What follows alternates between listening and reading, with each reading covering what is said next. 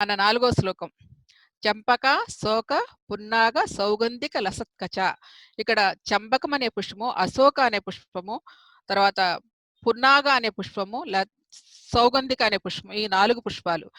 ఇదంతా కూడా మామూలుగా నేను పుష్పాలుగా మనం భావించుకుంటున్నాం. మామూలుగా అయితే ఈ చంపక పుష్పము, పున్నాగ పుష్పము, సౌగంధిక పుష్పములతో అమ్మవారిని అర్చించాలి అన్న విషయాన్ని తెలియచేస్తారన్నమాట.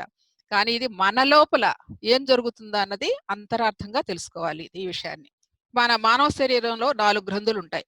ఆ 4 గ్రంథుల పేరు బ్రహ్మగ్రంథి, రుద్రగ్రంథి, విష్ణు గ్రంథి, రుద్రగ్రంథి, పీయూష గ్రంథి లేకపోతే పీనేల గ్రంథి అంటారనమాట. బ్రహ్మగ్రంథి, విష్ణు గ్రంథి, రుద్రగ్రంథి, పీయూష గ్రంథి లేకపోతే పీనేల గ్రంథి ఏదైనా అనొచ్చు. సో ఈ 4 గ్రంథులు మన మానవ శరీరంలో అందరికీ ఉంటాయి, ప్రతి ఒక్కరికి. ఇప్పుడు ఈ 4 గ్రంథుల్ని మనం విచ్ఛేదన చేసుకున్నప్పుడు ఒక్కొక్క ముడి నుండి ఆ గ్రంథి నుండి విడవబడినప్పుడు మనలో ఒక్కొక్క ఆవరణ తొలుగుతూ ఉంటది. ఆవరణ తొలగటం అంటే మనలో ఉన్న అజ్ఞానపూరితమైన ఆవరణ ఏదైతే ఉందో ఆవరణ తొలగించుకోవడమే బ్రహ్మముడి, బ్రహ్మ గ్రంథిని విచ్ఛేదనం చేయడం అంటే.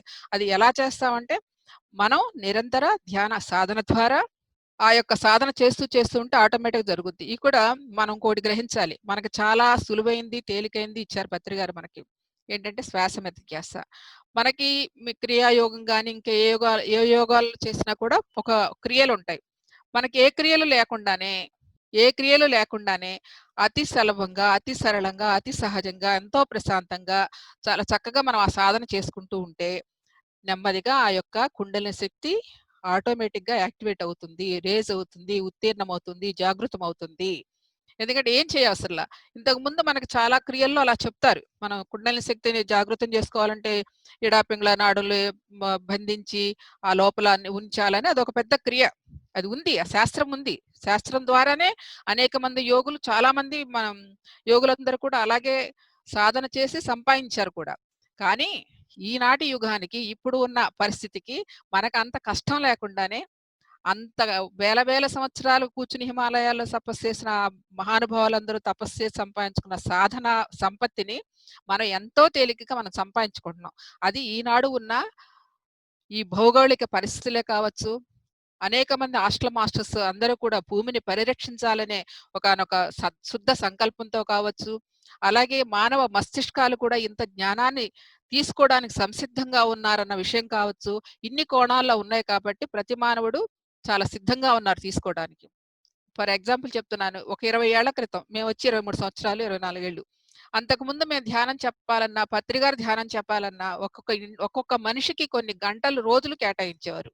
మాకు కూడా అలాగే. ఇది ఒక్కొక్క ఇంటికెళ్ళి ఎంతోమందిని బతిమాలుకుంటే గాని వచ్చేవారు కాదు. ఆళ్ళు నిలబడడానికి కూడా ఎంతో కాలం పట్టేది. అలాంటిది ఈ రోజున జస్ట్ తట్టటం చాలు. తలుపు తట్టుడు తెరవబడును అన్నట్టుంది. అంటే అందరూ ఆ మానవ మస్తిష్కం అంతా కూడా ఏదో తెలుసుకోవాలని ఒక తపనతో, ఒక జ్ఞాన పిపాసులుగా ఉన్నారు. అందుకని ఈ రోజున మనకింత జ్ఞానం అతి సులువుగా, తొందరగా అర్థమవుతోంది. అర్థమవుతుంది. ఆ పిపాస అనేది మీ లోపల ఉంది గాబట్టి ఎంత చక్కటి జ్ఞానమైనా సరే తీసుకోగలుగుతున్నారు. సో, అలా జరుగుతుందనమాట. కాబట్టి ఇప్పుడు ఈ చంపకా పుష్పము అనేటిదేంటంటే మన బ్రహ్మగ్రంథి. ఈ బ్రహ్మగ్రంథి అంటే ఆ గ్రంథి అని అంటే ఒకటి అర్థం చేసుకోవాలి. గ్రంథి అంటే ఏమిటంటే ఇప్పుడు మనకు అనేక నాడులు కలయిక ఉంటుంది. ఇప్పుడు గ్రంథులన్నా, మన చక్రాలన్నా అదేనండి. మూలాధార చక్రమైనా, స్వాదిష్టాన చక్రమైనా, మణిపూరక చక్రమైన, అనాహత చక్రమైన, విశుద్ధ చక్రమైన ఇయన్నీ ఏమిటంటే కొన్ని నాడుల కలయికనే చక్రాలంటున్నారు. లేకపోతే గ్రంథులంటున్నారు. ఆ గ్రంథి అనగా ఏంటంటే ఆ చక్రాల చుట్టూ ఉండే ఆవరణ. ఆ ఆవరణ ఎలా ఉంటుందంటే మన అజ్ఞానపూరితమైన ఆలోచనలతో కూడి ఉన్నప్పుడు అదంతా ఆవరణ అంతా కూడా ఆవరణతో కూడి ఉన్నదాన్ని గ్రంథి అంటారు. అంటే అజ్ఞానం అంటే ఇప్పుడు ఇందాక మనం అనుకున్నాం. మనకి ధ్యానానికి ముందు ఒక ఆలోచన ఉంటది. ధ్యానానికి ముందు ఒక రకమైన జీవనం గడుపుతున్నాం. ధ్యానం తర్వాత మరొక రకమైన జీవనం గడుపుతున్నాం. అప్పటికి ఇప్పుడు తేడా ఉంటుంది గదా చాలా మందికి. సో, అదే ఆవరణ తొలగించుకోవడం అంటే. అలా ఎంత బాగా తొలగించుకుంటూ ఉంటే, ఎంత బాగా మనం మన మన మస్తిష్కాన్ని గాని, మన బుద్ధిని గాని, మన ఆత్మను గాని ఎంత వికాసం చేసుకుంటే అంతలా అజ్ఞానం మనకు బోధపడుతూ ఉంటది. అదే ఆవరణ తొలగించుకోవడం అంటే. విచ్ఛేదనం ఎలా జరుగుతుందంటే, ఈ యొక్క ప్రాణశక్తి ద్వారా, ఈ యొక్క ఉచ్ఛ్వాస నిశ్వాసాల అనే సాధన ద్వారా మనం అంతర్ముఖమై సాధన చేస్తూ ఉంటే ఆటోమేటిక్‌గా ఆ శక్తి ఆ కుండలిని శక్తిని ఉద్దీపన చేస్తుంది. జాగృతం చేస్తుంది. ఆ జాగృతం చేసినప్పుడు ఏం జరుగుతుందంటే, ఆ బ్రహ్మగ్రంథి విడబడుతుంది అని చెప్తారు. ఆ బ్రహ్మగ్రంథి అంటే మన ప్రాపంచిక విషయాలతో కూడుకొని ఉండటమే బ్రహ్మగ్రంథి. ఈ మూలాధార, స్వాదిష్టాన చక్రాలను ఆశ్రయించుకుంటుంది ఈ గ్రంథి. ప్రతి 2 చక్రాలకి ఒక గ్రంథి అండి. ఇప్పుడు మూలాధారానికి, స్వాదిష్టానికి కలిపి ఈ బ్రహ్మ గ్రంథి ఆవరించుకుని ఉంటది. ఈ 2 చక్రాలకి కలిపి ఉంటదనమాట.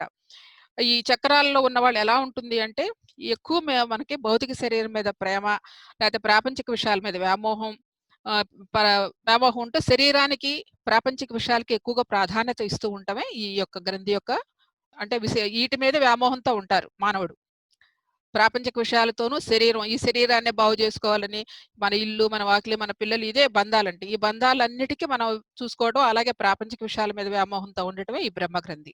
ఇది ఇట్లా ఉన్నంత కాలం ఏం జరుగుతుంది మనకి? ఇది ఉన్నంత కాలం జన్మ పరంపర. వస్తుంటాం, పోతూ ఉంటాం, పుడుతూ ఉంటాం, గిడుతూ ఉంటాం. ఈ ఈ బంధాలు తెగనంత వరకు, ఈ ముక్తి రానంత వరకు జన్మ పరంపర సత్యమే ఎప్పటికప్పుడు అనివార్యమే అని చెప్తాడు శ్రీకృష్ణ భగవానుడు. అలాగే పునరేపు జననం, పునరేపు పెరగడం అని చెప్పి శంకరాచార్యులు చెప్పారు. ఈ బంధాలు ఎంతవరకు ఉన్నాయో మనం వస్తూనే ఉంటాం. మన జీవితం జరుగుతూనే ఉంటది. మరి ఈ కుండలిని జాగరణ ఎప్పుడైతే మన సాధన చేస్తూ ఉన్నప్పుడు, మనలో ఉన్న ఆ కుండలిని శక్తి యాక్టివేట్ అయినప్పుడు, ఆ యొక్క ఆవరణ ఇందాక ఏదైతే చెప్పుకున్నామో అజ్ఞానపుతో ఉన్న ఆ యొక్క ఆలోచన సరళి ఏదైతే ఉందో అది తొలగింపబడుతుంది. ఈ సాధన ద్వారా కుండలిని శక్తి ఆ మూలాధార, స్వాదిష్టాన చక్రంలో ఉన్న అజ్ఞానము అనే ఒక ఆవరణ తొలగి అది విచ్ఛేదనం అంటే. తొలగి ఏమవుతుంది? ఈ శారీరక ప్రాపంచిక విషయాల మీద ఒకంత వ్యామోహం తగ్గుతుంది. ఒకంత వ్యామోహం తగ్గుతుంది. అంతా కాదు.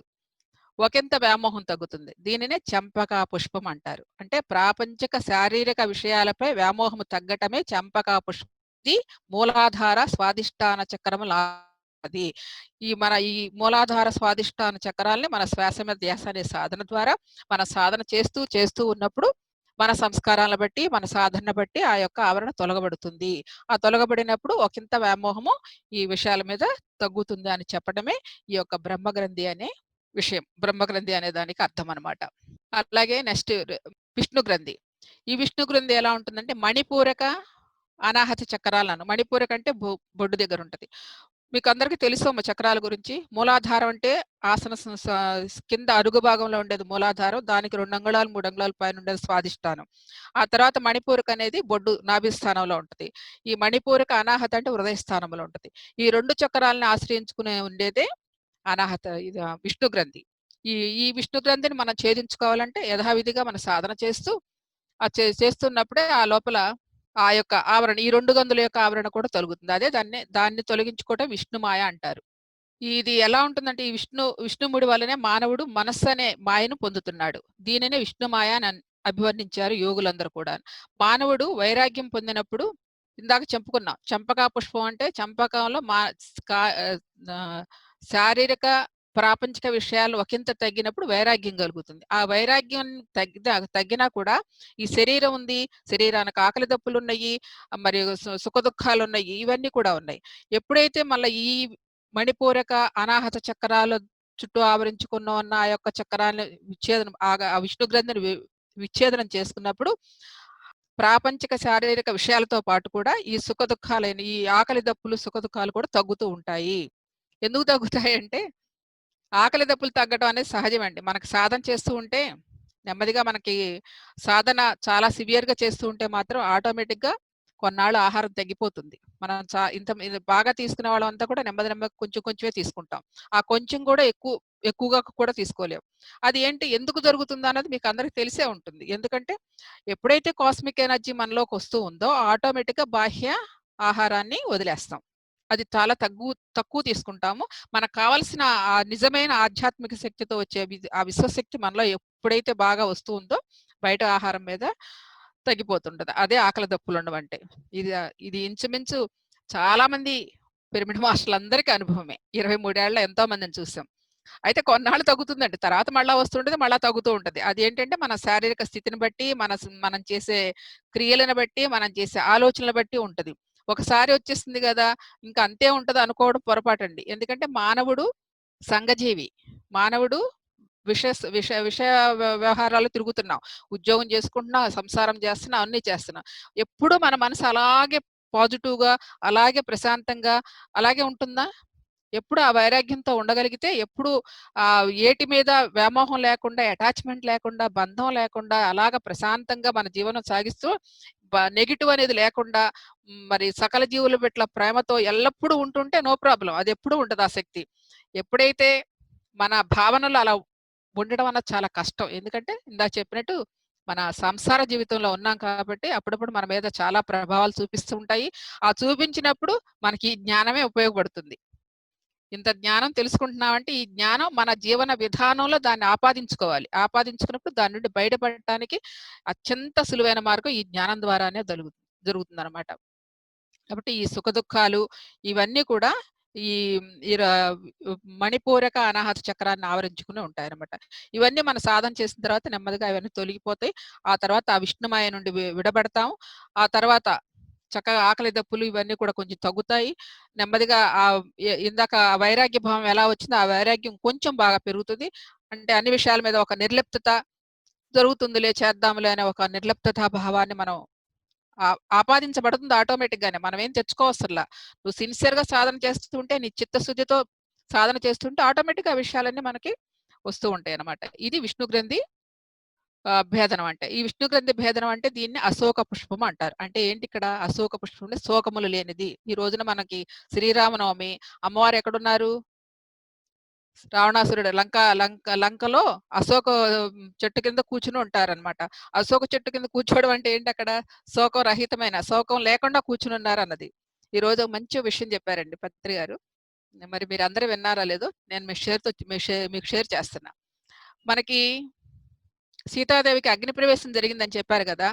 కానీ అగ్ని ప్రవేశం అనేది జరగలేదు అన్న విషయాన్ని అంటే పత్రి గారికెప్పుడూ అనుమానం ఉండేదట. ఇదంతా రాంగ్‌గా ఉంది. ఇది అగ్ని ప్రవేశం చేయడం ఏంటి? ఇది ఎందుకో నాకు నచ్చలేదని చిన్నప్పటి నుంచి అనుకునేవారట. ఇప్పుడు దానికి సమాధానం దొరికింది ఆయనకి ఒక మంచి పుస్తకం ద్వారా.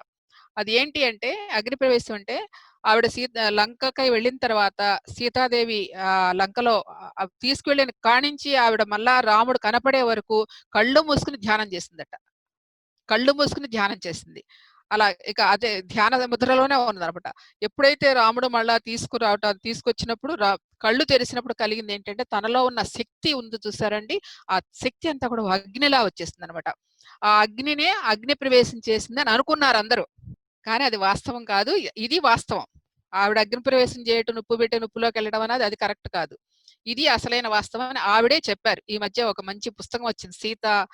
'ద అన్‌టోల్డ్ ఆఫ్ సీత' అని చెప్పేసని ఆవిడ పుస్తకంలోనే రాశారనమాట అది. ఇది జరిగింది. అంటే సీత ఇప్పుడు ప్రతీకేంటి? అద్భుతమైన ధ్యానానికి ప్రతీక ఆవిడ. అంత అద్భుతంగా మరి లంకా ప్రవేశం చేసిన కానించి రాముని దర్శించే వరకు ఆవిడ కళ్ళు మూసుకొని అంత అద్భుతంగా ధ్యానం చేసింది కాబట్టి, ఆ శక్తి అంతలా ఆవిడలో ఉందనమాట. అది కళ్ళు తెరవంగానే రాముడిని చూడంగానే అగ్నిలా వచ్చేసింది. అదండి శక్తి. ఇందాక నేను చెప్పాను. నిజారుణ ప్రభాపూర మధ్యద్ బ్రహ్మాండ మండల అని చెప్పి. అంటే అంత సాధన చేసినప్పుడు ఆ శక్తి మనలో ఇన్పుట్ అయినప్పుడు ఆ విశ్వశక్తి అంతా కూడా మన శరీరంలో అంతా కూడా ఒక తేజస్సుగా మారుతుంది. ఆ తేజస్సే బయటకి అగ్నిలా కనపడుతుంది అన్నది గుర్తించాలి. ఇది విష్ణుమాయ తొలగించడం అనమాట. ఓకేనా? అది విష్ణు గ్రంథిని తొలగించుకోవటం. తర్వాత అది రెండవ గ్రంథి. మొదటి బ్రహ్మ గ్రంథి, రెండవది విష్ణు గ్రంథి. తర్వాత మూడవ గ్రంథి రుద్ర గ్రంథి. రుద్ర గ్రంథి అంటే ఇది విశుద్ధ చక్రం నుంచి ఆజ్ఞా చక్రంలో ఉంటుందన్నమాట. విశుద్ధ చక్రానికి ఆజ్ఞా చక్రాన్ని 2 ఆవరించుకొని ఉంటది. ఇప్పుడు 3 స్టెప్‌లు ఉన్నాయి చూడండి. ఫస్ట్ మూలాధార స్వాదిష్టాన్ని ఆశ్రయించుకున్నదేమో బ్రహ్మ గ్రంథి. మణిపూరక అనాహతను ఆశ్రయించుకున్నదేమో విష్ణు గ్రంథి. ఇప్పుడు విశుద్ధ చక్రము, ఆజ్ఞా చక్రాన్ని ఆశ్రయించుకున్నది రుద్ర గ్రంథి అనమాట. ఇప్పుడు దీన్ని ఛేదన చేయాలి. ఫస్ట్ దానిలోనే వైరాగ్యం కలిగింది. రెండో గ్రంథిని విడదీసుకున్నప్పుడేమో కొంత సుఖదుఖాలు అయన్నీ కూడా పోగొట్టుకుని ఉన్నారన్నమాట. ఈ మూడోది వచ్చేటప్పటికి ఏం జరుగుతుందంటే విశుద్ధి ఆజ్ఞా చక్రంలో ఆశ్రయించుకుంది ఈ గ్రంథి. ఇది అంటే ఈ మాయను తొలగిస్తానమాట. శరీరము, మనసు, జీవుడు మన్నేం చేస్తాడంటే ఈ శరీరము, మనసు ఈ మాయ నుండి విముక్తమైన తర్వాత ప్రాణం పంచభూతములతో ఈ ప్రాణం పంచభూతములతో జనన మరణ చక్రములకు లోబడే ఉంటుంది. అప్పుడే ధ్యాన సాధనలో కుండలిని జాగరణ ద్వారా రుద్రగ్రంథిని ఛేదించినప్పుడు ప్రాణశక్తిపై నియంత్రణ మరలా పంచభూతములతో సాన్నిహిత్యం కూడా పొందుతాడు. అంటే ఫస్ట్ జరిగేది ఏమవుతుందంటే వైరాగ్యం కలుగుతుంది. సుఖదుఖాలు దూరంగా అవుతాము. తర్వాత అయినా కూడా ఇంకా మనిషిలో ఇంకా ఉంటాయి కదా! ఈ యొక్క ఏమంటారు పునరపి జననం, పునరపి మరణం రాకుండా ఉండదు. ఆటిని కూడా దాటే స్థాయి ఎప్పుడు ఎదుగుతాడంటే ఈ సాధకుడు సాధన చేస్తున్నప్పుడు ఆ రుద్రగంధి ఛేదించినప్పుడు ఏం జరుగుతుందంటే మన మన మన ప్రాణశక్తి మనం ఇప్పుడు శ్వాసపై ధ్యాసే ఉంచుతా ఉంటాం. అది మరి ఆలోచనలు వస్తుంటే అటు వెళ్ళిపోతూ ఉంటే మనసుని తీసుకొచ్చి శ్వాస మీద పెడుతూ ఉంటారు అంటారు కదా! అది జరుగుతూ ఉన్న అది వేరే విషయం అండి. మనకి ఎప్పుడైతే సాధన చేస్తూ ఉంటామో ఆ ఆ మనసు అనేది ఆ ప్రాణశక్తిలో మనసెళ్ళి లయం అవ్వాలి. ఆ ప్రాణశక్తిలో మనసెళ్ళి లయం అవ్వాలి. లయం అయినప్పుడు ఏం జరుగుద్ది? ఎప్పుడైతే ఆ లయం అయిపోయిందో అప్పుడు నిశ్శబ్దత ఏర్పడుతుంది. అప్పుడు చిత్తశాంచలం లేకుండా నిశ్చలత కలుగుతుంది. ఆ నిశ్చలత కలిగినప్పుడు లోపలికెళ్తది. బుద్ధి దగ్గరికెళ్తది. బుద్ధి నుండి ఆత్మ దగ్గరికెళ్తది. ఇట్లా నెమ్మది నెమ్మదిగా లోపలికెళ్ళినప్పుడు నీకు ఈ యొక్క ఆ శక్తుల నుండి ఆవరణ జరుగుతుంది. ఆవరణ తొలగబడుతుందని చెప్తారనమాట.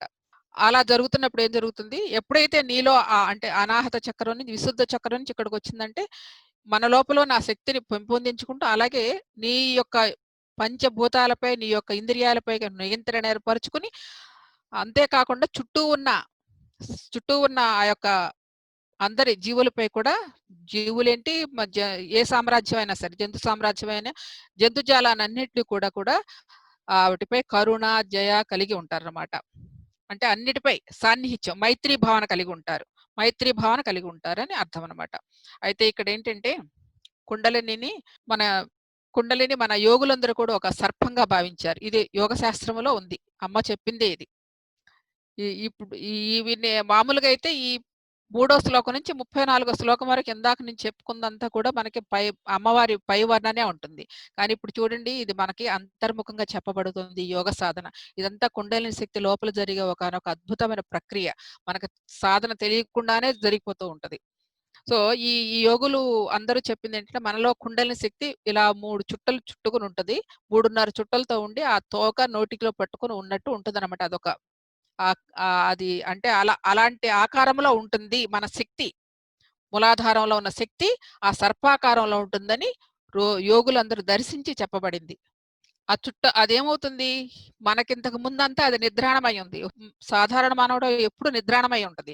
ఎప్పుడైతే యోగ సాధనతో సాధన చేస్తూ ఉంటే అప్పుడు ఆ యొక్క నిద్రాణమై ఉన్న శక్తి పైకి లెగుస్తుంది.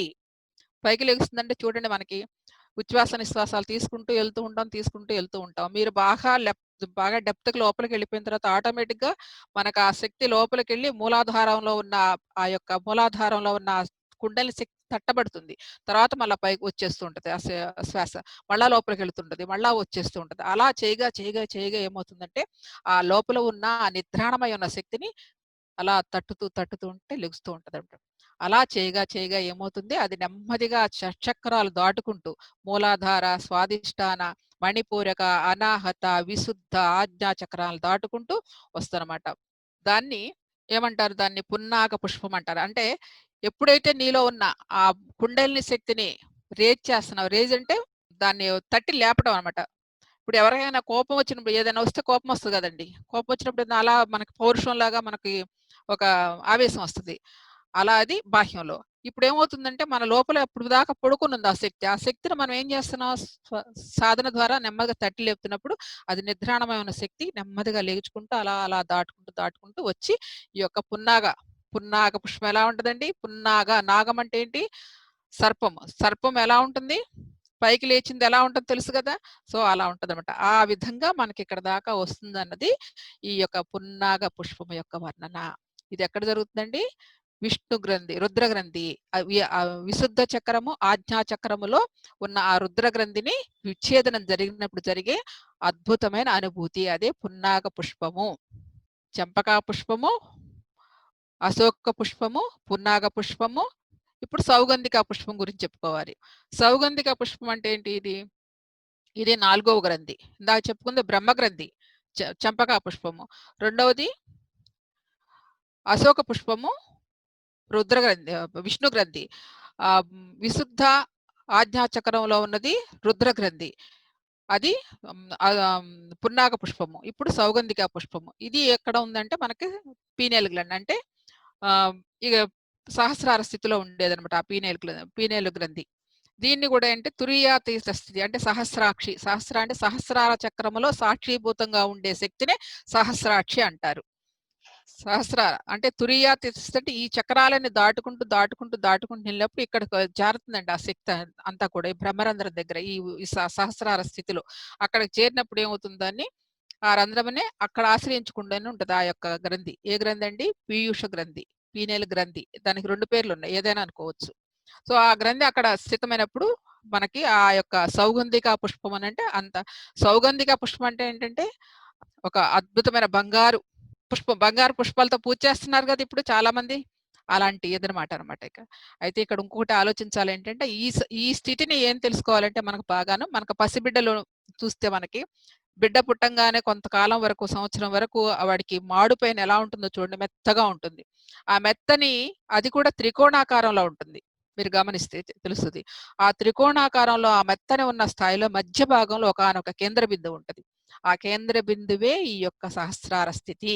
మాడులో పైభాగమున మనకంతా గట్టిపడిపోతుంది. మనకి ఇంచుమించు 3, 4 ఏళ్ళు వచ్చేటప్పటికి ఆ బుర్ర గట్టిపడిపోతుంది. మనకు తెలీదు. మళ్ళా అది ఎప్పుడు మనకు మెత్తబడుతుందంటే ఇదిగో ఈ యోగ సాధన ద్వారా ఈ యొక్క శక్తిని మనం ఈ షట్చక్రాల గుండా తీసుకొచ్చి సహస్రార స్థితికి తీసుకొచ్చినప్పుడు అప్పుడు ఇది మళ్ళా మెత్తబడి మళ్ళా ఆ యొక్క అద్భుతమైన ఇక్కడ ఉంటది. ముందు శృంగార రస సంపూర్ణ జయాజాలాంధర స్థిత అన్న విషయంలో చెప్పబడుతుందనమాట. ఆ శక్తి ఎలా ఉంటుంది? శివ కళ్యాణం అంటే ఏంటి? అన్న విషయాన్ని గురించి అక్కడ తెలియజేస్తాయి. సో, ఇది మాడు దగ్గర మాడు మెత్తగా ఉంటది. ఆ మెత్తని ఆ త్రికోణాకారంలో ఉండే మధ్య భాగంలో ఉన్న రంధ్రాన్నే బ్రహ్మరంధ్రము అంటారు. అది సహస్రార స్థితి. ఆ సహస్రార స్థితికి చేరుకున్నదే సౌగంధిక పుష్పము. అక్కడికెళ్ళిన తర్వాత ఏముంటుందండి సౌగంధిక పుష్పం అంటే ఇక? ఇంకంతా సమస్త జీవులని అవ్యాజమైన అంటే ఏమంటే అన్‌కండిషనల్ లవ్ అంటారు. మీకు బాగా అర్థమవుతుంది అదైతే. అన్‌కండిషనల్ లవ్ అంటే ఎటువంటి ఆహ్, ప్రేమ కూడా ఫలితాన్ని కోరకుండా ఇచ్చే నిష్కామ ప్రేమ అనమాట. అలాంటి ప్రేమని అంతటా చూడగలుగుతాడు. అలాంటి స్థితికి ఎదుగుతాడు. అది సౌగంధిక పుష్పము అని అర్థము. అది ఆ బ్రహ్మపదం చేరినప్పుడు దాన్ని సౌగంధిక పుష్పం అంటారు. ఫస్ట్ ఇప్పుడు చంపకా పుష్పం ద్వారా ఏం జరుగుతుందండి?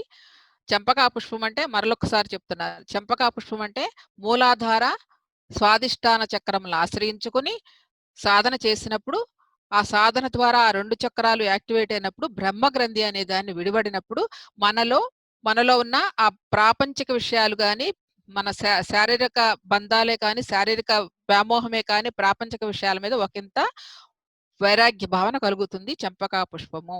ఇంకా మరలా సాధన చేసిన తర్వాత మనకి ఆ మణిపూరక అనాహత చక్రంలో ఉన్న విష్ణు గ్రంథి విచ్ఛేదనమైనప్పుడు మనకు ఆకలి దప్పులు, సుఖ దుఃఖాలు అనే ఆటి మీద వైరాగ్యం కలిగి అంటే ఆ భావనల మీద పోయి మనలో ఇంకా పరిపూర్ణమైన అంటే అందరినీ బాగా చూసుకునే స్థాయికి ఎదుగుతాం అన్నమాట. అది అది అశోక పుష్పం. అంటే శోకములు లేని స్థితి. ఇందాక సీతమ్మ గురించి చెప్పాను గదా! అది. శోకములు లేని స్థితి. అది ఎట్లా అంటే చక్కగా ధ్యానం చేస్తే మనకి ఇదంతా ధ్యానం ద్వారానే జరుగుద్ది.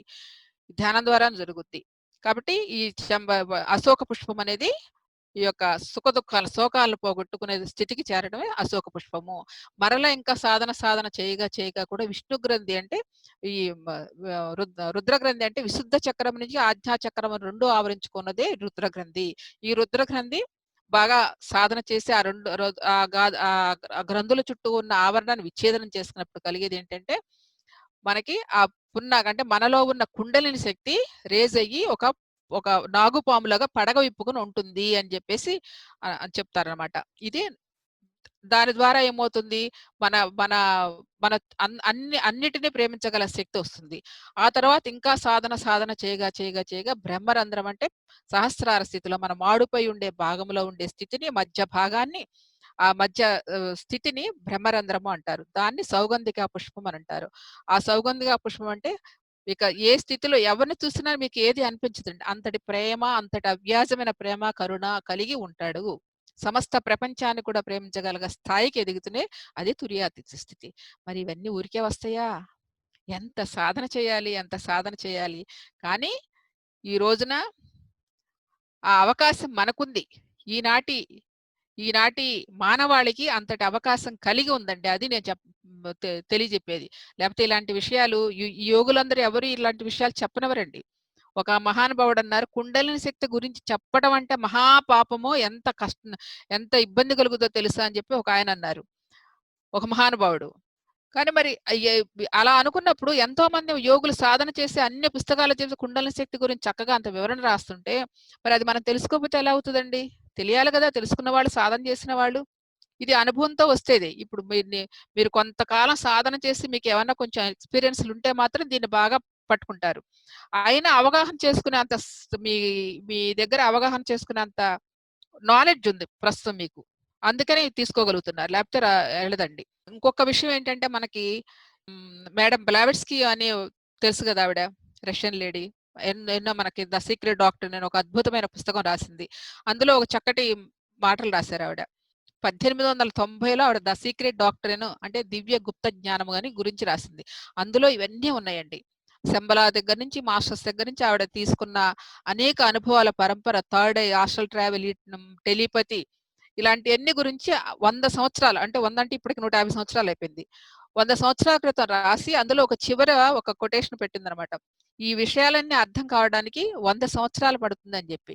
సరిగ్గా 1890కొచ్చేటప్పటికి మన పీసెస్ మూవ్‌మెంట్ ఆవిర్భవించటం, పత్రి గారు రావటం, ఈ సాధన చేయించటం, ఆ తర్వాత టెలిపతి గురించే గావచ్చు, మన ఆస్ట్రల్ ట్రావెల్ గురించి గావచ్చు, థర్డ్ ఐ విజన్స్ గురించి గావచ్చు, ఇయన్నీ కూడా మనకి ఒక ఇంచుమించు ఒక చిన్న చిన్న పల్లెటూరులోకెళ్ళినా కూడా ఈటి గురించి ఎంతో విస్తృతంగా చెప్పుకున్నాం. ఇంత జ్ఞానాన్ని ఓపెన్‌గా చెప్పుకుంటున్నాం. అంటే అమ్మ అప్పుడు గ్రహించే చెప్పింది గదా! 100 ఏళ్ళు పడుతుంది ఇది అర్థం చేసుకోవడానికని.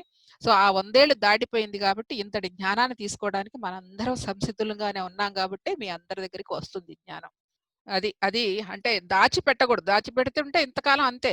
ఒకటి ఆ రోజు ఆనాటి కాలానికి అది అవసరం. ఈనాటి కాలానికి ఇది అవసరం. కాలాన్ని బట్టి మారిపోతూ ఉంటుంది ధర్మం. అదే విధంగా కాలాన్ని బట్టి మనకు ఆ జ్ఞానం కూడా అందించబడుతూ ఉంది. ఇప్పుడు మనమే కాదు మన కోసం మన ఈ భూమిని పరిరక్షించడానికి ఎంతమంది ఎన్ని వేల హాస్టల్ మాస్టర్స్ అందరూ కూడా మ కర్తవ్య దీక్షతో పనిచేస్తున్నారు. మరి అలా చేయబట్టే మనందరం ఇంత హాయిగా ఉండగలుగుతున్నాం. సో, వారికి మనం అంత వాళ్ళు కష్టపడుతున్నప్పుడు మనం చేయవలసిన పనేంటి? మన ధర్మపూరితంగా, మన ధర్మబద్ధంగా మన పని మనం చేసుకుంటూ, ధర్మయుతంగా జీవిస్తూ, ఆ యొక్క మన జీవితంలో ఈ ధ్యానము, ఈ యొక్క ఆధ్యాత్మిక చింతన అనేది ఒక అంతర్భాగం అయిపోవాలి. జీవితం వేరు, ఆధ్యాత్మికత వేరు అనేది కాదు. జీవితంలో మీరు రెగ్యులర్‌గా మీ యొక్క నిత్య జీవన విధానంలో ఒక భాగం అయిపోవాలి. దానికో సమయం కేటాయించుకోవచ్చు. చక్కగా 24 గంటల్లో ఒక 20 గంటలు మీరు ప అంతా పని చేస్తున్న ఒక 4 గంటలో, 2 గంటలో, 3 గంటలు మీకోసం మన కోసం మనం కేటాయించుకోవాలి. అదే మనకి ఈ ప మన మన రక్షించేదదే. మనం వెళ్ళబోయేది మనం ఈ బాడీ వదిలేసి నాకు తీసుకెళ్ళేది కూడా ఆ ఒక్క జ్ఞానమే అన్న విషయం మనందరికీ తెలుసు. ఇప్పుడు చంపకాశోక, పున్నాగ, సౌగంధిక, లసత్కచ అంటే ఎప్పుడైతే ఈ 4 తీసుకున్నావో లసత్కచ అంటే ఆ సౌగంధిక పుష్పం విరాజిల్లుతూ ఉంటది. లసత్కచ అంటే ఆ ఆ సహస్రార స్థితికి చేరినప్పుడు చక్కగా విరాజిల్లుతూ ఉంటదన్నది లసత్కచ అనే నామానికి. ఈ పైన నామం మనకు అర్థమైనప్పుడు బాగా రెండోది కురివింద మణిశ్రేణి కనత్ కోటీర మండిత. కురివింద మణిశ్రేణి కనత్ కోటీర మండిత. అంటే ఎప్పుడైతే ఈ 4 చక్రాలు దాటి తురీయాతీత స్థితికి సహస్రార స్థితిలో చేరినప్పుడు మనకి ఒక అద్భుతమైన బంగారు కాంతులతో కూడిన, మణులతో కూడిన కిరీటం పెడితే ఎలా ఉంటుందండి? కిరీటం పెడితే అమ్మవారికి కిరీటం పెడితే ఎలా ఉంటుంది? అలాగా ఈ సాధన ద్వారా వచ్చిన ఆ శక్తి అలా ప్రకాశిస్తుంది అన్న విషయాన్ని తెలియజేస్తుంది. కురువింద మణిశ్రేణి కనత్ కోటీర మండిత అనే నామం. ఇదంతా యోగ దృష్టితో యోగులు దర్శించి చెప్పిన విషయాలన్నమాట. యోగ దృష్టితోనే అందబడుతూ ఉంటాయి. మీకు ఇంకా బాగా ఎగ్జాంపుల్‌గా మీకు తెలిసే ఉంటది. మన చుట్టూ ఆరా ఉంటుంది గదా! మన భగవంతుడి చుట్టూ ఆరాలు చూస్తా ఉంటాం. ఒక భగవంతుడినే కాదు మనందరి చుట్టూ కూడా ఆరాలున్నాయన్న విషయం మీ అందరికి అర్థమయ్యే ఉండొచ్చు. సో, సాధన చేస్తూ ఉన్నవాడు ప్రతి ఒక్కరికి చుట్టూ ఆరా ఉంటుంది. మీరు ఆ దేశంలో ఉన్నారు కాబట్టి కిలియన్ ఫోటోగ్రఫీతో మిమ్మల్ని మీరే చూసుకోవచ్చు. సాధన చేస్తూ ఉంటే ఎవరికి ఎంతుందా అన్నది. సో, ఇదనమాట. చంపక, శోక, పున్నాగ, సౌగంధిక, లసత్కచ, కురివింద మణిశ్రేణి కనత్ కోటీర మండిత అన్న శ్లోకానికి అర్థం ఇది. అష్టమీ చంద్ర విభ్రాజ దళికస్థల శోభిత ముఖచంద్ర కళంకాభ మృగనాభి విశేషక అనే నామాన్ని ఇప్పుడు మనం తెలుసుకుందాం. మొదటి పదమైన అష్టమీ చంద్ర విభ్రాజ దళకస్థల శోభిత అంటే అష్టమి అంటే చంద్రుడు. ఆ కృష్ణపక్షంలో ఉన్న చంద్రుడు కానీ శుక్లపక్షంలో ఉన్న చంద్రుడు కానీ అష్టమి నాటి చంద్రుడు అంటారు. ఆ అష్టమి నాటి చంద్రుడు ఒకేలాగా ఉంటారు కృష్ణపక్షంలో కూడా, కృష్ణ శుక్లపక్షంలో కూడా. అయితే సాధకుడు ఈ కుండలి శక్తిని జాగరణ చేసి ఆ శక్తిని ఆజ్ఞాచక్రంలో ప్రతిష్ఠించి అంతర్ముఖుడై ధ్యానించినప్పుడు ఆ పాలభాగం లోపలంతా కూడా అష్టమి చంద్రుని వల్ల ప్రకాశిస్తుంది అని, అందుకే అష్టమి చంద్ర విప్రాజ దళిక అస్థల శోభిత అన్నారు. దళిక అంటే ఆ నుదురు భాగాన్ని అళిక అన్నారు, అళిక అన్నారు. అందుకని ఆ ఆజ్ఞాచక్రంలో ఎప్పుడైతే మనం ప్రతిష్ఠించి సాధన చేస్తూ ఉంటాం ఆ శక్తి యొక్క ప్రకాశము ఆ నుదురు భాగం అంతా ప్రకాశిస్తుందని చెప్పటమే ఈ యొక్క అష్టమి చంద్రుడు యొక్క ప్రకాశం అట్లా ఉంటుంది, ఎలా ఉంటుందో అలా ఉంటుందని తెలియజేస్తున్నారు. అలాగే ముఖచంద్ర కళంకాభ, ముఖచంద్ర అంటే ఆ ముఖం పూర్ణచంద్రుడుగా భావించినప్పుడు, ఈ ముఖాన్నంతా కూడా పూర్ణచంద్రుడుగా భావించినప్పుడు, అంటే కనుల నుండి కింద భాగము అంతా కూడా చక్కగా కలుపుకుంటే పూర్ణ ముఖం అవుతుంది అనమాట. ఆ పూర్ణచంద్రునిగా భావించి చూపును ఆజ్ఞాచక్రంలో ఉంచి దీనినే ముఖచంద్ర కళంకాభ అని నామం చెప్తుంది అనమాట. అంటే సంపూర్ణమైన ఆ ముఖాన్నంతా కూడా పూర్ణబింబంగా భావించి ఆజ్ఞాచక్రంలో మనం ప్రతిష్ఠిస్తే ఆ యొక్క జ్ఞాన సాధన చేస్తుంటే ముఖమంతా కూడా ఆ యొక్క ప్రకాశముతో వెలుగుతుంది అని అర్థము. అదేవిధంగా మృగనాభి విశేషక అని చెప్తే ఏం చెప్తున్నారంటే, ఈ శుక్లపక్షము మరియు కృష్ణపక్షమునందు ఉన్న చంద్రుడు ఆ చంద్రుడు సమానంగా ఉండునట్లుగా, అంటే కృష్ణపక్షంలో కూడా శుక్లపక్షంలో కూడా ఆ యొక్క చంద్రుడు ఎలా ఉంటాడంటే సమానంగా ఉంటాడు. ఆ విధంగా ఉండునట్లుగా యోగులు సర్వాకాల సర్వావస్థల యందు సమస్థితిని కలిగి స్థితప్రజ్ఞులుగా ఉంటారని చెప్తున్నారు అన్నమాట. ఇక్కడ సర్వకాల సర్వావస్థల యందు సమస్థితిని కలిగి స్థితప్రజ్ఞులుగా ఉంటారు యోగులు అని చెప్తున్నారు ఈ యొక్క నామంలో. అంతేకాకుండా కస్తూరి మృగము, అంటే కస్తూరి మృగం తమ నాభి నుండి పరిమళములను విరజిమ్మినట్లుగా యోగుల యొక్క నడవడికలో వారి వ్యక్తిత్వము, వారి ప్రజ్ఞ, పరిమళాలు విరజిమ్ముతాయి అని తెలియజేస్తున్నారు. అంటే కస్తూరి మృగం అంటే ఒకనొక సమయంలో కస్తూరి మృగం ఆ పొట్ట నుండి నాభి నుండి దానికి ఒక ద్రవము కారుతుందండి. ఆ ద్రవము ఎంతో సువాసన కలిగి ఉంటుంది. కస్తూరి మృగం ఆ యొక్క సువాసన అది అనుకుంటుంది ఎక్కడి నుంచి వస్తుంది ఈ సువాసన, ఎక్కడి నుంచి వస్తుంది ఎదుగుతూ ఉంటుంది. కానీ ఎక్కడో తన దగ్గరే ఉందన్న విషయం మర్చిపోద్ది అనమాట ఆ కస్తూరి మృగం. ఆ విధంగా అంతటి కస్తూరి మృగము తమ నాభి నుండి ఆ పరిమళములను విరిజిమ్మనట్లుగా యోగులో కూడా సాధనలో పరిపూర్ణత పొందినప్పుడు సాధకుల యొక్క నడవడికలో కానీ మరి వారి వ్యక్తిత్వంలో కానీ వారి ప్రజ్ఞ అంతా కూడా పరిమళాలుగా విరజిమ్ముతాయని చెప్పి ఈ నామం యొక్క విశేషణార్థం అండి. ఇది అష్టమి చంద్ర విభ్రాజ దళకస్థిల శోభిత ముఖచంద్ర కళంకాభ మృగనాభి విశేషక అనే నామానికి అర్థమండి. వదనస్మర మాంగళ్య గృహతోరణ చిల్లిక వక్త్రలక్ష్మి పరివాహ చలన్మీ నాభలోచన. ఈ వదన అంటే ముఖం అని అర్థం, స్మర అంటే స్మరించుట లేక ధ్యానించుట అని అర్థం. గృహతోరణ చిల్లిక, గృహ అంటే కుటుంబానికి సంబంధించిన, గృహ అంటే కుటుంబమునకు సంబంధించినవి. రణ అంటే గొడవలు గాని బాధలు గాని ఈతి బాధలు గాని అవ్వచ్చు. చిల్లిక అంటే ఆ బాధలతో మనం ఇబ్బంది పడటం, మన బాధకు గురి చేస్తుంది చిల్లిక అంటే. వక్త్ర అంటే భావము గల ముఖము. లక్ష్మి అంటే ప్రాపంచిక సంపదలు. పరివాహ అంటే ప్రవాహము. అచలన్ అంటే చలించని. మీరు పుస్తకం కూడా దగ్గర పెట్టుకుంటే ఇంకా బాగుంటుంది. అంటే వదన స్మర అంటే ఈ యొక్క వదనము. ఇప్పుడు మనం ముఖం గురించి చెప్పుకున్నాం కాబట్టి మళ్ళా ముఖం గురించి ఈ శ్లోకంలో కూడా వచ్చిందనమాట. ఈ వదన స్మర మాంగళ్య గృహతోరణ చిల్లిక. ఈ మాంగళ్య గృహతోరణ చిల్లిక అంటే ఇప్పుడు మనకి గుమ్మానికి తోరణాలు కట్టుకుంటాం కదండి, తోరణాలు కట్టుకుంటాం. ఆ తోరణాలు, ఈ మొహానికి తోరణాలు ఏంటంటే ఇదిగో ఇవి మన యొక్క ఈ ఏమంటారు హైబ్రోస్ అంటారు, మీరు హైబ్రోస్ అంటారు కదా. సో ఇవి గృహతోరణ చిల్లిక. ఆ మన గుమ్మానికి కట్టే తోరణాలు ఎలా ఉంటాయో మన మొహానికి ఈ యొక్క నుదుటి భాగంలో ఉన్న ఇవన్నీ కూడా మనకు తోరణాలని చెప్తారు. తోరణాలని ఇక్కడ వర్ణిస్తారనమాట. ఇక్కడ అమ్మవారి మొహమే వర్ణన చేస్తుంది. అమ్మవారి యొక్క నుదుటి భాగంలో ఉన్న ఈ యొక్క గృహతోరణ చిల్లికంటే ఈ అంత అందంగా ఉన్న ఈ హైబ్రోస్ అని చెప్పటం అనమాట అక్కడ అది. సో ఇట్లా మనకు అంతర్ముఖంగా మన ధ్యాన సాధన చేసినప్పుడు ఏం జరుగుతుందంటే ఆ యొక్క శక్తి, ఇందాక మనం చెప్పుకున్నట్టు ఆ యొక్క శక్తి మనకి ఆజ్ఞాచక్రంలో స్థితమైనప్పుడు ఏం జరుగుతుంది, వదనస్మర మాంగళ్య గృహతోరణ చిల్లిక.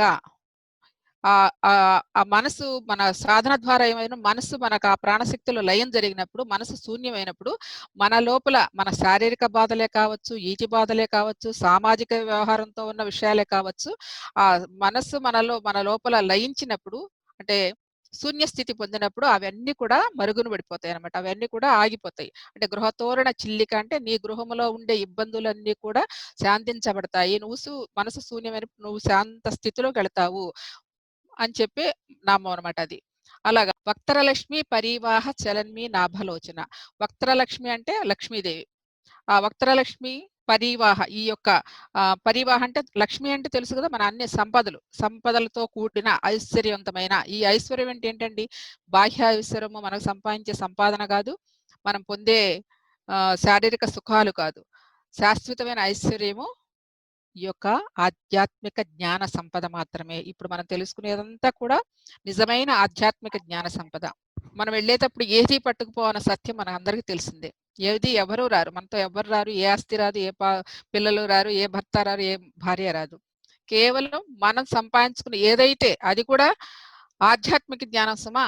మీకు ఆధ్యాత్మిక జ్ఞానాన్ని మీరు ఎంతైతే నేర్చుకున్నారో అంతా మీతో పాటు వచ్చేది అదే.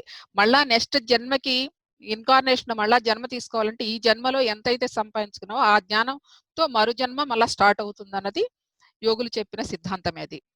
కాబట్టి ఈ ఐశ్వర్యవంతమైన ఈ ముఖంతో కళకళలాడుతూ ఉంటది. ఎప్పుడైతే మనకు ఆ ఆజ్ఞాచక్రంలో ఇందాక నామంలో చెప్పుకున్నట్టు ఆజ్ఞాచక్రములో ఈ యొక్క శక్తి స్థితమైనప్పుడు ఆ కాంతి ప్రవాహం అంతా కూడా ముఖమంతా కూడా చక్కగా ప్రకాశం చెందుతుంది. ఆ ప్రకాశం చెందిన ఆ కాంతిలో చలన్మీ నాభలోచన అంటే ఇందాక నాభి అని చెప్పుకున్నాం కదా, ఆ యొక్క ఉచ్ఛ్వాస నిశ్వాసాల స్థితి ఎప్పుడైతే జరుగుతూ ఆ స్థితి తగ్గిపోయినప్పుడు మన శ్వాస తగ్గిపోతుంది. తగ్గిపోయినప్పుడు మనసు శూన్యమవుతుంది. మనకి శ్వాస ఉందా లేదా అనే స్థితిలో మనం అనుభవిస్తూ ఉంటాం. ముందల శ్వాసను గమనించినా కొంత స్థాయి అయ్యేటప్పటికి అసలు మనకు శ్వాస ఉందా లేదా అని కూడా మనకి అనుభూతి కలుగుతుంది. అలాంటి స్థితిలో మనసు అంతా ప్రాణశక్తిలో లయమైనప్పుడు జరిగే ఆ యొక్క కాంతి ప్రవాహములో మన మీనాలంటే మన లోచనములంటే కళ్ళు, మీనం అంటే చేపలు. ఆ సముద్రంలో చేపలు ఎంత ఆహ్లాదకరంగా తిరుగుతూ ఉంటాయో అదే విధంగా ఈ ముఖకాంతిలో మన మన మన లోచనాలు కూడా చక్కగా ప్రకాశవంతంగా ఉంటాయి. అలాగే ఇంకొక నామంలో చెప్పుకోవాలంటే ఇంకొక విధంగా కూడా చెప్పాలంటే మనలోని జ్ఞాన పిపాస, మనలోని ఆ జ్ఞాన నేత్రములో ఓలలాడుతూ ఉంటాం. మునుగుతూ తేలుతూ ఓలలాడుతూ ఉంటాం. అంటే అంతటి అద్భుతమైన ఆ ప్రకాశవంతమైన ఆనందంలో మనం ఒక తెలుసు కదా, మనకి ఆ ఆనందం అనుభవిస్తూ ఉంటాం. మీరు మీరు మీరు పొందుతూ ఉంటారు. సాధన చేసే వాళ్ళకి ఆటోమేటిక్‌గా ఒక వెలుగు కనపడినప్పుడు, ఆ వెలుగులో అలాగే ఉండిపోవాలని ఒక ఆనందం కలుగుతుంటది. ఆ ఆనందం, ఆ తన్మయ స్థితిలో ఎప్పుడూ ఎక్కువ సేపు ఉండాలనిపిస్తది. కానీ అది మళ్ళా ఆలోచన వచ్చేస్తుంటది. మళ్ళా బయటకొచ్చేస్తాం. అది ఎప్పుడు జరుగుద్దంటే మన సమాధి స్థితికెళ్ళినప్పుడు, మన సుషుమ్నా నాళ్ళ బాగా ప్రవేశం జరిగినప్పుడు అప్పుడు మన ఆ ఆనందాన్ని పొందుతాము. ఇది అల్టిమేట్ ఆనంద స్థితి. ఇదే అనమాట. వదనస్మర మాంగళ్య గృహ తోరణ చిల్లిక వక్త్రలక్ష్మి పరివాహ చలన్మి నాభలోచన అన్న నామానికి ఈ అర్థం. ఏమంటే భవరోగం అంటే జనన మరణ చక్రాల నుండి విడబడాలంటే మనం ఏం చేయాలి? ఈ భూమిపై ఎందుకు జన్మిస్తున్నావు? ఎందుకు వస్తున్నావు? ఎందుకు రావాల్సి వస్తుంది? అసలు ఈ ఈ భవసాగరం అంటే ఏంటి? ఈ బ్రహ్మ పదార్థం అంటే ఏంటి? ఈ అనంతమైన ఆత్మ అంటే ఏంటి? ఈ మోక్షపదం అంటే ఏంటి? మరి అంతం లేని ఒక శాశ్వతమైన ఆనందం ఏదో ఉంది. దీని గురించి ఏంటి అని తెలుసుకోవాలంటే సో ఇన్ని నామాలు, ఇన్ని పేర్లు మనం ఎందుకు పెట్టుకుంటున్నామంటే ఇంచుమించు మనకి ఇవన్నీ జ్ఞాననామాలే. ఇది మనం కల్పించుకున్న నామాలే తప్ప వేరే ఎవరు పెట్టినవి కాదు. వీటి గురించి తెలుసుకోండి. తర్వాత వచ్చే 2 శ్లోకాల్లో కూడా ఇంకా బాగా తెలుస్తది. ఇదంతా ఏంటంటే యోగ సాధకులు ఆత్మజ్ఞానార్థమై ఎవరైతే యోగ సాధన చేస్తున్నారో కేవలం ఆత్మజ్ఞానం కోసం సాధన చేస్తున్నప్పుడు కలిగే ఈ ఆంతరంగిక ఆధ్యాత్మిక అద్వైత అనుభవ స్థితి, దాని గురించి యోగులు చెప్తున్నారు. ఇప్పుడు నేను చెప్పేయన్నీ కూడా యోగ సాధన ద్వారా మనం పొందే అత్యంత అద్భుతమైన అనుభూతులు. బాహ్యార్థములు కాదు నేను చెప్పేది. ఇది సాధనలోనే మనకు అర్థమవుతుంది. ఎవరైనా సరే కొన్నాళ్ళు సాధన చేస్తుంటే ఈ అనుభూతులని నేను పొందాను కాబట్టి ఇంత పక్కాగా చెప్పగలుగుతున్నాను. నేను ఇందులో ఏ నామంలో ఏదొస్తున్నా అలాంటి అనుభూతిని ఆనందంగా పొందాను కాబట్టే దాన్ని మనం అంత స్వీకరించగలుగుతున్నాను. అంత ధైర్యంగా చెప్పగలుగుతున్నాను. అది. కాబట్టి యోగ సాధకులందరూ కూడా ఆత్మజ్ఞానార్థమై ధ్యాన సాధన చేస్తూ ఉంటే ఆ సాధన పరిపక్వమై కుండలిని శక్తి జాగృతమై ఆజ్ఞాచక్రంలో చక్కగా స్థితమైనప్పుడు కలిగిన అనుభూతినే తర్వాత 7-8 శ్లోకాల్లో కూడా యోగులంటే హయగ్రీవాచార్య దర్శించి చెప్పిన విషయాన్ని మనం ప్రస్తావించుకుంటున్నాం ఇప్పుడు. నెక్స్ట్ శ్లోకము. నవచంపక పుష్పాభ నాసాదండ విరాజిత తారాకాంతి తిరస్కారి నాసాభరణ భాసుర. అంటే ఇక్కడ అమ్మవారి ముక్కు గురించి చెప్తారంట, నాసిక గురించి. ఆ సంపంగి పువ్వుతో పోలుస్తారు కదండి ముక్కుని. అమ్మవారి నాసిక సంపంగి పువ్వుతో ఎంతో ప్రకాశిస్తూ ఉంది. అలాగే అమ్మవారి ముక్కు పుడక తారలు స్టార్స్ ఉంటాయి కదా, ఆ తారలను కూడా తిరస్కరించే అంత అందంగా ఉందని చెప్పడం ఇది బాహ్యార్థం అమ్మవారి వర్ణన ఇది. మరి మనకు తెలుసుకోవాలి కదా మన మన యోగార్థము, అద్వైతార్థము. ఎప్పుడైతే ఇలా సాధన చేస్తూ ఉంటారో, ఇందాక చెప్పుకున్నట్టు, ఇందాక ఉన్న శ్లోకాలతోనే ఇది కంటిన్యూ అవుతుంది.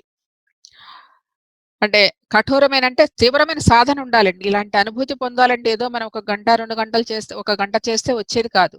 ఆ తీవ్రమైన తపన ఉండాలి, తీవ్రమైన జిజ్ఞాస ఉండాలి, తెలుసుకోవాలి, అనుభూతి చెందాలని ఒక ఆత్రం ఉండాలి, లోపల ఆర్ద్రత ఉండాలి. అది ఉన్నప్పుడు అమ్మవారి అనుగ్రహం అంటే వేరు కాదు సుమా, నీ లోపల ఉన్న ఆత్మస్వరూపుడిగా ఉన్న నీ యొక్క లోపల ఉన్న ప్రాణశక్తి, ఆ కుండలిని శక్తి అనుగ్రహం సంపాదించుకుంటాం.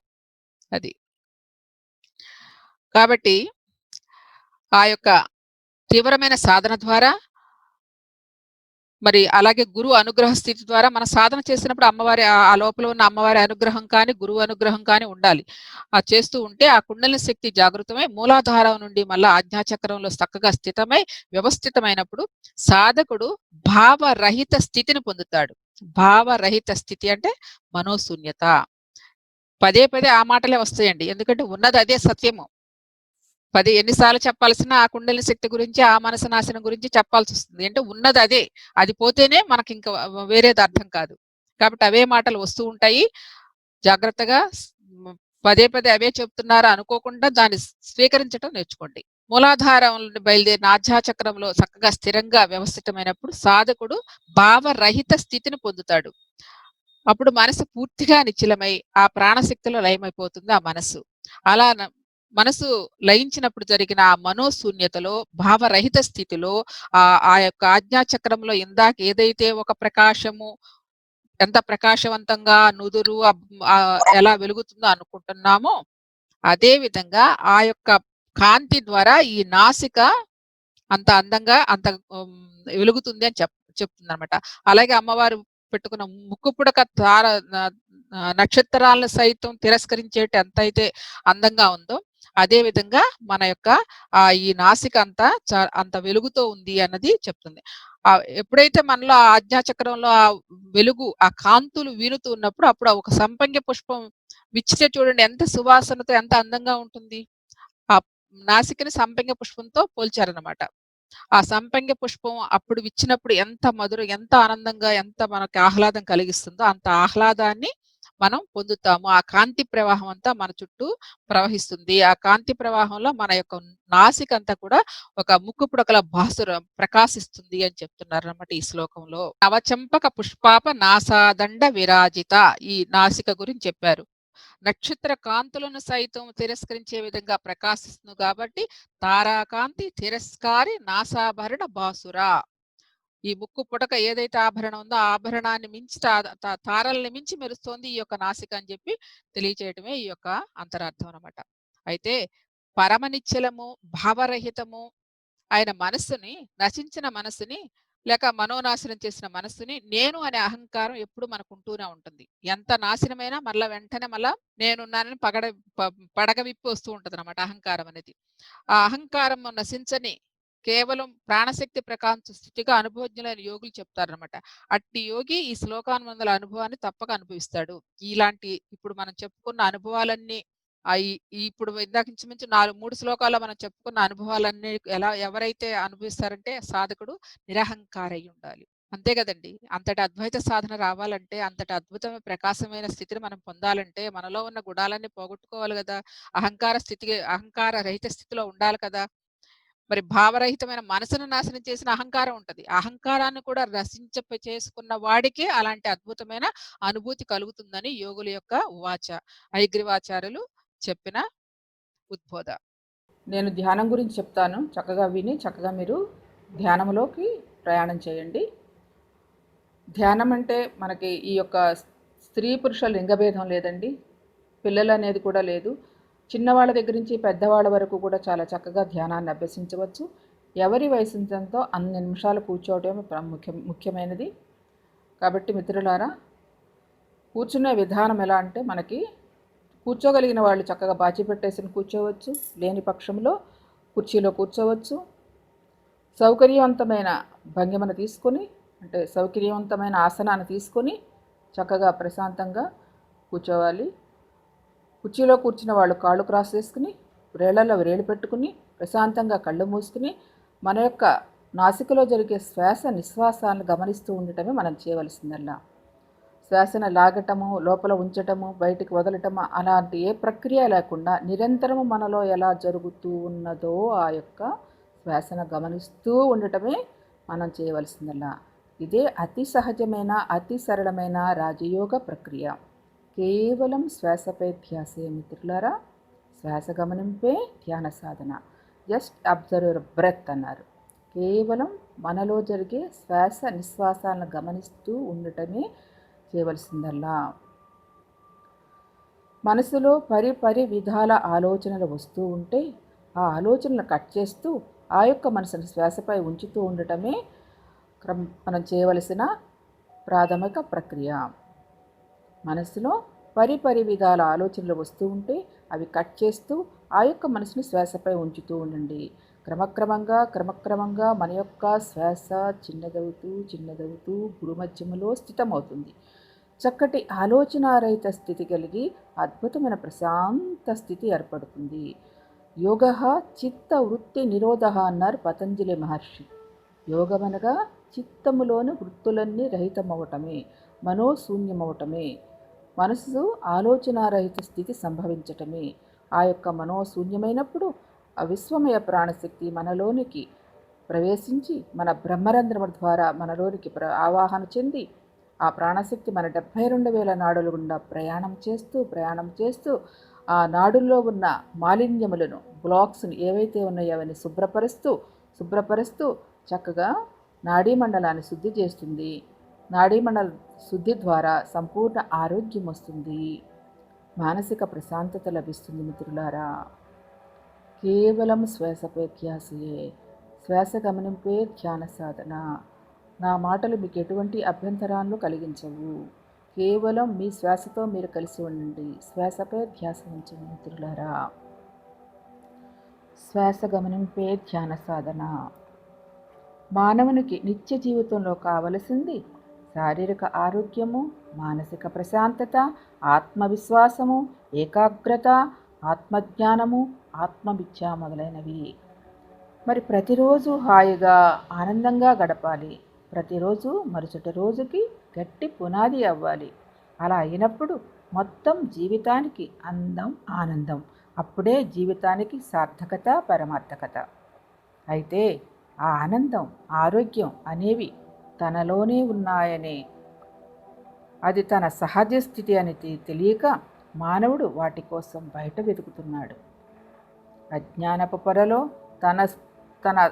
తనలో ఉన్న చైతన్యాన్ని, అంటే ఆత్మను అన్వేషించడం, ఆత్మను ఆ యొక్క అజ్ఞానపు పొరలు కప్పివేయటం వల్ల అసలైన ఆనందాన్ని గ్రహించలేకపోతున్నాడు. మేఘాలు తొలగిపోగానే సూర్యుడిని ఎలా ప్రకాశిస్తూ ఉంటాడో సూర్యుడు, అదేవిధంగా మనకి బుద్ధికి కమ్మిన పొరలను తొలగించుకొని జీవితాన్ని అద్భుతమయం చేసుకునే మార్గమే ధ్యానము. శ్రీ లలితా సహస్రనామములో కూడా అమ్మ చెప్పినది ధ్యానమే గమ్యమని.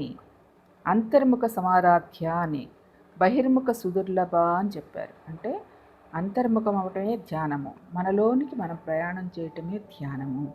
దానికి సాధన ఈ యొక్క శ్వాసపై ధ్యాస ఉంచి శ్వాసతో అనుసంధానమై మనలోనికి మనం ప్రయాణం చేస్తాం మిత్రులారా. అదే అంతర్ముఖ ప్రయాణము.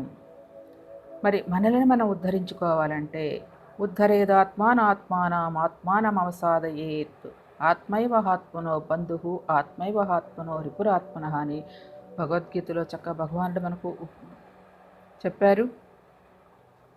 అంటే ఉద్ధరేదాత్మానాత్మానం, నిన్ను నీవు ఉద్ధరించుకోవాల్సింది ఎవరికి వారే ఉద్ధరించుకోవాలి, ఇంకొకరి చేత ఉద్ధరింపబడదు. ఉద్ధరేదాత్మానాత్మానం, మన ఆత్మను మనమే ఉద్ధరింప చేసుకునే ప్రక్రియే ఈ యొక్క శ్వాస మీద ధ్యాస, శ్వాసపై ధ్యాస. శ్వాస గమనింపే ధ్యాన సాధన మిత్రులారా. శ్వాస గమనింపే ధ్యాన సాధన మిత్రులారా. చక్కగా మన యొక్క శ్వాసను గమనిస్తూ ఉండాలి. మనసులో పరిపర విధాల ఆలోచనలు వస్తూ ఉంటాయి. కట్ చేస్తూ ఆ యొక్క మనసుని శ్వాసపై ఉంచుతూ ఉండటమే చేయవలసిందల్లా. క్రమక్రమంగా మన యొక్క శ్వాస చిన్నదవుతూ భ్రూమధ్యములో స్థితమవుతుంది. ఆ యొక్క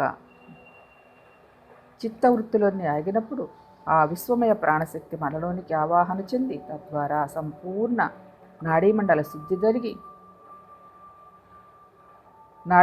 శుద్ధి జరిగి చక్కటి శారీరక ఆరోగ్యాన్ని, మానసిక ప్రశాంతతను, తద్వారా అనేక ఆధ్యాత్మిక అనుభూతుల పరంపరను మనం సొంతం చేసుకుంటాం మిత్రులారా.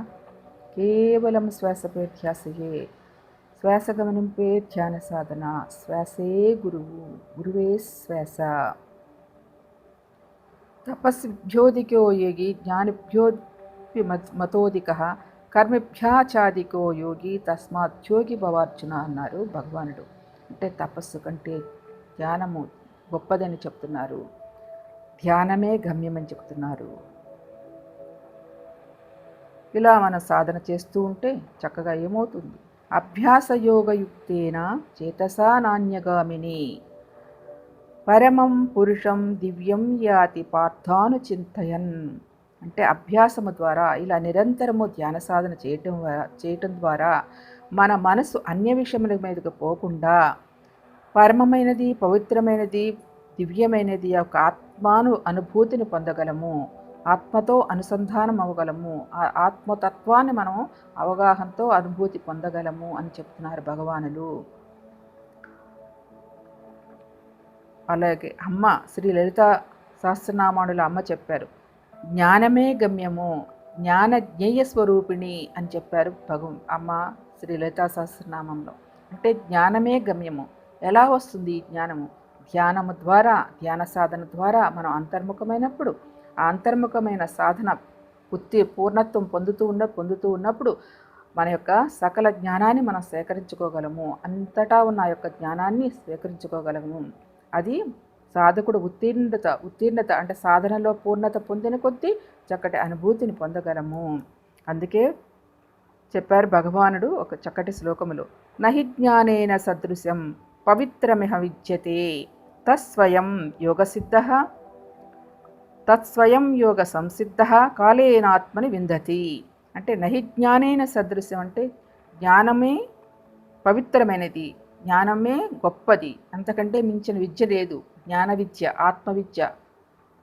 ఆత్మవిద్య అన్ని విద్యలలోకెల్లా ఉత్తమోత్తమైనది. అమ్మ కూడా చక్కటి ఆత్మవిద్య అనే నామములు చెప్పింది. కాబట్టి ఈ జ్ఞానమే ఉత్తమమైనది, పరమ పవిత్రమైనది, జ్ఞానమే గమ్యమైనది. అంతకంటే ఈ లోకంలో మరేదీ లేదు. ఈ జ్ఞానానికి మించినది మరేదీ లేదు. మరి అలా సాధన చేస్తూ ఉంటే కాలక్రమేణా తనలో ఉన్న ఆత్మతో అనుసంధానమై, తనలో ఉన్న ఆత్మతో అనుభూతి పొందుతూ అనేక రకాలుగా అనేక కోణాలలో జ్ఞానాన్ని సంప్రాప్తించుకుంటున్నాడు సాధకుడు. జ్ఞానమే గమ్యము, జ్ఞాన జ్ఞేయ స్వరూపిణి అని అమ్మవారు చక్కగా విశ్లేషించారు. కాబట్టి ఈ నిరంతర సాధనతో ఆ ధ్యానము ద్వారా జ్ఞానాన్ని సంపాదించుకుంటూ జ్ఞాన స్వరూపిణిగా మనం ఉత్తీర్ణులవ్వాలి, పరిపూర్ణత పొందాలని చెప్పటమే ఈ ధ్యానముల యొక్క ముఖ్య ఉద్దేశము. కాబట్టి కేవలం మీలో ఉన్న శ్వాస నిశ్వాసాలను గమనిస్తూ ఉండటమే చేయవలసిందల్లా. అతి సహజమైనది, అతి సరళమైనది రాజయోగ ప్రక్రియ మిత్రులారా. ఈ యొక్క శ్వాస గమనింపు ద్వారా శ్వాసే గురువుగా శ్వాస చింతన చేరి సమయాన్ని హెచ్చిస్తూ సాధన చేస్తే, శ్వాస అనే గురువు చింతన చేరి నీ సమయాన్ని కాస్తంత హెచ్చించి సహనముతో సాధన చేస్తే చక్కటి అనుభూతిని మనం సొంతం చేసుకుంటాం. ఆ అనుభవ జ్ఞానాన్ని పొందుతాము. ఆ అనుభవమే జ్ఞానంగా మారుతుంది మిత్రులారా. కాబట్టి ధ్యానము ఎవరి వయసు ఎంత ఉందో అన్ని నిమిషాలు చక్కగా కూర్చోవచ్చు. మనలో ఉన్న శ్వాస నిశ్వాసాలను గమనించడమే ధ్యానము. శ్వాసపై ధ్యాసయే ధ్యానం మిత్రులారా. శ్వాస గమనింపే ధ్యానము మిత్రులారా. చక్కగా అలా ఎవరి వయసు ఎంత ఉందో అన్ని నిమిషాలు కూర్చుని తర్వాత నెమ్మదిగా నెమ్మదిగా మీ యొక్క 2 చేతులను విడదీసుకుని ఆ 2 యొక్క అరచేతులను కూడా కళ్ళపై బోర్లించుకుని ఒక 5 సెకన్ల పాటు అలా ఉండి నెమ్మదిగా ఆ ధ్యాన స్థితి నుంచి బయటకొచ్చి చక్కగా ఆనందాన్ని అనుభవించవచ్చు. ధ్యానము చేసే విధానము, క్రమము ఇలాంటిది ఇదే. ఇంతకంటే తేలికైనది, ఇంతకంటే సహజమైనది, ఇంతకంటే ప్రశాంతమైనది, ఇంకా అంతకంటే సుఖమైనది మరెక్కడా లేదు. అంత సుఖమైనది, అంత తేలికైనది, అంత సరళమైన యొక్క శ్వాస మీద ధ్యాసను సాధనతో పరిపూర్ణత పొందాలని, ముక్తి పొందాలని కోరుకుంటూ థ్యాంక్ యూ మిత్రులారా. Thank you.